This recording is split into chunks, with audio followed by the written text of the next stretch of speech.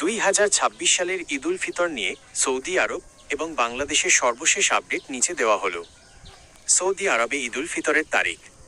Saudi আরবের supreme court এবং চাঁদ দেখা কমিটির সিদ্ধান্ত অনুযায়ী গত 18 মার্চ বুধবার সন্ধ্যায় পবিত্র শাওয়াল মাসের চাঁদ দেখা যায়নি।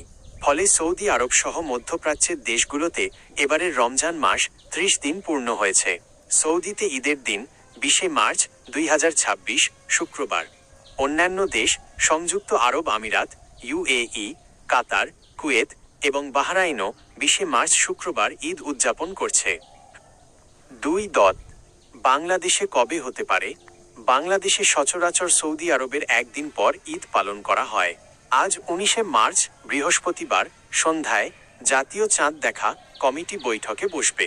সম্ভাব্য তারিখ: যদি আজ 19 মার্চ সন্ধ্যায় বাংলাদেশের আকাশে শাওয়াল মাসের চাঁদ দেখা যায়, তবে আগামীকাল 20 মার্চ শুক্রবার বাংলাদেশে ঈদ হতে পারে।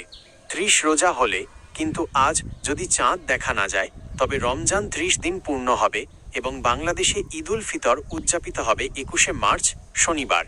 বিদ্রোহ: আজ বৃহস্পতিবার মাগরিবের নামাজের পর ইসলামিক ফাউন্ডেশন এবং চাঁদ দেখা কমিটির পক্ষ থেকে চূড়ান্ত ঘোষণা আসা পর্যন্ত আমাদের অপেক্ষা করতে হবে।